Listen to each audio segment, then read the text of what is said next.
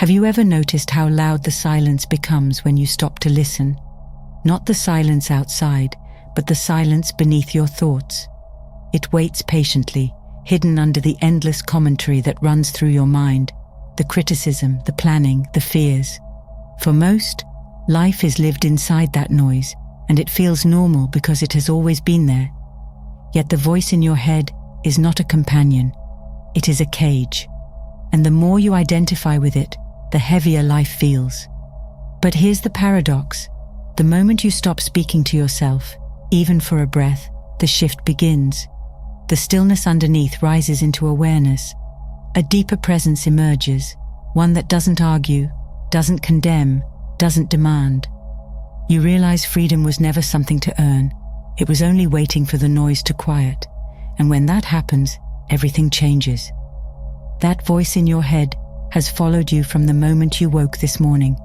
Before you even brushed your teeth, it was already there, deciding what kind of day you would have, rehearsing arguments you never had, whispering fears about tomorrow. It speaks endlessly, and because it has been with you for as long as you can remember, it feels like you. Yet pause for a moment. If you were truly the voice, who is it that hears the voice? This question links back to the very shift we spoke of in the beginning. Freedom begins the instant you stop believing that endless inner chatter defines who you are. The voice is persistent because it feeds on your attention. Every time you argue with it, resist it, or agree with it, you pour energy into it. The more energy it receives, the louder it becomes. Think of it like a fire. Throw in more wood, and the flames rise. Starve it of fuel, and it begins to die down. In the same way, the act of constantly speaking to yourself, answering every thought with another thought, keeps the fire roaring. But once you stop, once you refuse to keep the conversation alive, the flames weaken and something new emerges: silence. Seeing the voice for what it is requires courage because the mind is clever. It convinces you that without it, you cannot survive. It tells you that you need it to plan, to solve, to stay safe. And while thought has its place, the problem arises when it becomes a non-stop dialogue, commenting on every move you make, every person you see, every situation you encounter. That chatter is not life itself. It is a running commentary about life. And when you mistake the commentary for reality, you live behind a veil instead of in the truth of the moment. Consider the cracked mirror. When you look into it, the reflection you see is fragmented and distorted. If you trust the mirror, you believe the fragments are who you are. The inner voice functions in exactly the same way. It reflects judgments, fears, and comparisons that fracture your sense of self. But once you realize you are not the mirror, you step back. You stop mistaking the distortion for truth. This simple shift in perception, seeing the voice rather than being the voice, is the first crack in the cage of endless chatter. And this is where the journey begins. The instant you witness the voice without feeding it, you create space. That space is the opening to everything that follows in this path: the void, the heart, the living presence of the shift itself. By no longer identifying with the noise, you begin to sense the silence beneath it. That silence is not empty, it is the beginning of freedom. The moment you stop speaking to yourself, you taste what has been hidden all along, the presence of your true self waiting quietly behind the words. The space that opens when you stop feeding the voice feels unfamiliar at first. After a lifetime of identifying with inner chatter, silence can seem unsettling, even frightening. If you are not the constant stream of thoughts, who are you? This is where many encounter what can be called the void, a space beyond commentary, beyond the need to label or explain. It feels empty only because the voice has convinced you that without it, nothing remains. Yet in truth, this so-called emptiness is overflowing with the very freedom you have been searching for. Ancient wisdom has always pointed to this paradox. The Tao Te Ching reminds us that while clay forms the pot, it is the empty space inside that makes it useful. In the same way, the void is not a lack but a presence, an openness where life itself can move without resistance. Imagine standing in a forest so dense with overgrowth that sunlight cannot reach the ground. The moment you stop engaging with the voice, it is as if the trees thin, the canopy opens, and light streams through. Awareness, once blocked by the chatter of the mind, now shines freely. Stillness within the void is not passive. It is alive, intelligent, and deeply creative. It carries intuition, insight, and wisdom that the voice could never manufacture. When you rest in this space, you discover that you don't need to narrate life for it to unfold. Just as water clears when it is left undisturbed, clarity arises naturally when you stop stirring the mind with constant dialogue. You begin to sense that life knows how to live itself through you without the interference of endless commentary. Entering the void is not about silencing the voice by force. That only makes it louder. It is about no longer feeding it, no longer mistaking its stories for reality. When you allow thoughts to come and go like clouds across the sky, the space behind them reveals itself. And in that space, you begin to understand the truth. Once you stop speaking to yourself, you don't lose anything. You gain everything. The void is not empty. It is the doorway to stillness, and stillness is where the shift truly begins.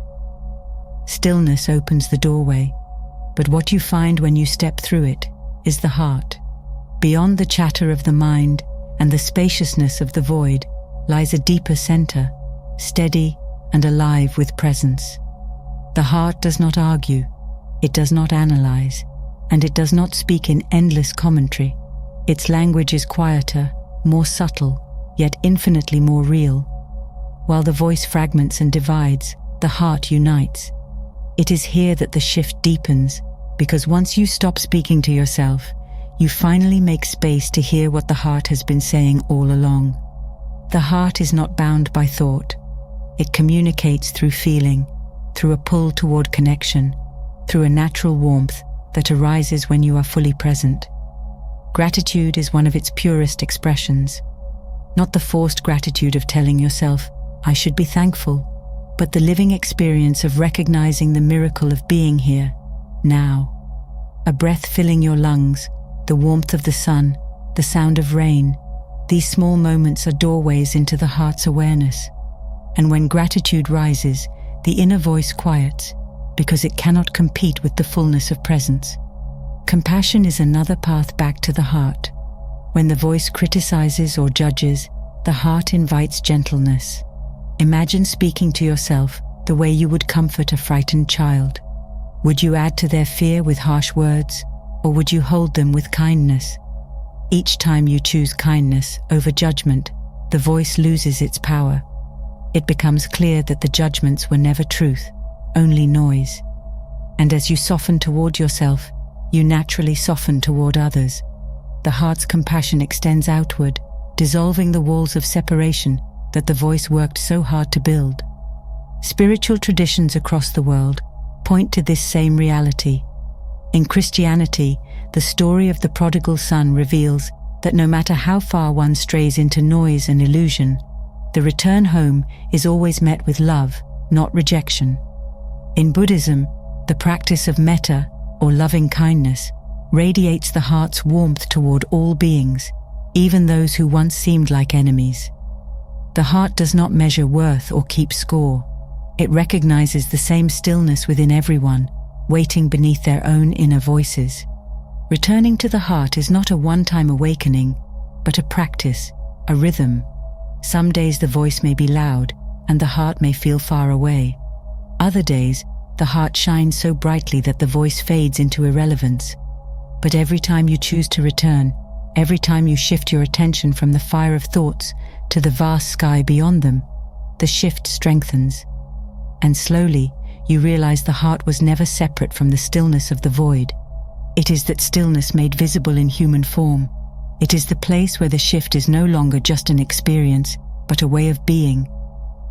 Real transformation begins when the heart's stillness moves into daily life. It is one thing to glimpse freedom in silence, but another to embody it while the world demands your attention. Living the shift does not mean the voice disappears forever. It will return, persistent as always. but the difference is that you no longer mistake it for yourself. You see it, recognize it, and choose not to be ruled by it. This choice, repeated again and again, is what allows the shift to take root in how you live, not just in how you sit in stillness. Mindfulness is the foundation of this way of living. To be mindful is not to escape life, but to enter it more deeply. When you drink tea, you truly taste it. When you walk, you feel each step touching the earth. Ordinary actions, once clouded by the commentary of the voice, become extraordinary because you are fully present within them. Life stops being something you think about and becomes something you experience directly. Every mindful moment is another reminder that once you stop speaking to yourself, the world around you grows vivid and alive. Service is another natural expression of living the shift. When the noise in your head no longer consumes your attention, you begin to see others more clearly. Their struggles, their joys, their humanity stand before you without distortion. Acts of kindness flow effortlessly, not from a sense of duty, but from recognition, seeing in them the same stillness you have discovered within yourself. In giving, you are not depleting yourself. You are extending the fullness of the heart outward. As Saint Francis of Assisi taught, it is in giving that we receive. Service is not a sacrifice. It is the heart living beyond words. Surrender also becomes essential. The voice thrives on control, demanding certainty and answers at every turn. But to live the shift is to embrace the mystery of life without fear. Plans can still be made, goals can still be set, but they are held lightly, without attachment. When unexpected changes come, you no longer collapse into the stories of the mind. Instead, you trust the stillness that has always carried you. As Rumi wrote, try not to resist the changes that come your way.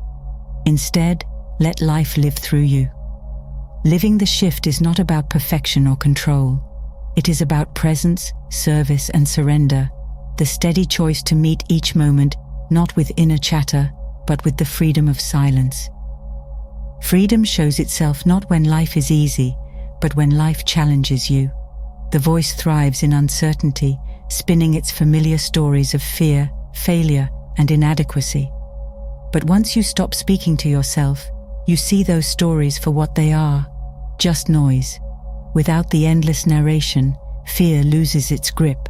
What remains is a quiet trust, the same trust a bird has when it rests on a branch without worrying if it will hold.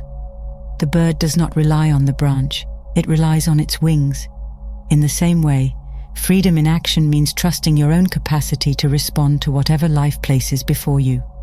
Challenges no longer feel like punishments, but like teachers. Pain reveals hidden strength, loss reveals the depth of love. Obstacles become invitations to grow. When you are no longer trapped inside the commentary of the mind, you discover that even in difficulty, life carries a kind of harmony. Instead of reacting from panic, you respond from presence. Instead of collapsing into fear, you lean into the heart. Each challenge becomes another chance to remember the shift, to choose awareness over chatter. This is what freedom in action truly means. Life still moves, storms still come, but you are no longer thrown about by every thought that rises in your mind. You live from the stillness beneath it. You speak and act from the heart. You walk into uncertainty, not with resistance, but with openness. And in doing so, you discover the great paradox of the shift. When you stop speaking to yourself, you do not lose control. You gain something far greater, the ability to meet life as it is, with clarity, courage, and grace. Once you stop speaking to yourself, the world changes, not because life outside is different, but because you are no longer imprisoned by the voice within. You are not the cracked mirror of thought. You are the stillness behind it, the heart that never wavers, the presence that cannot be broken. The shift was never outside your reach. It was always waiting beneath the noise.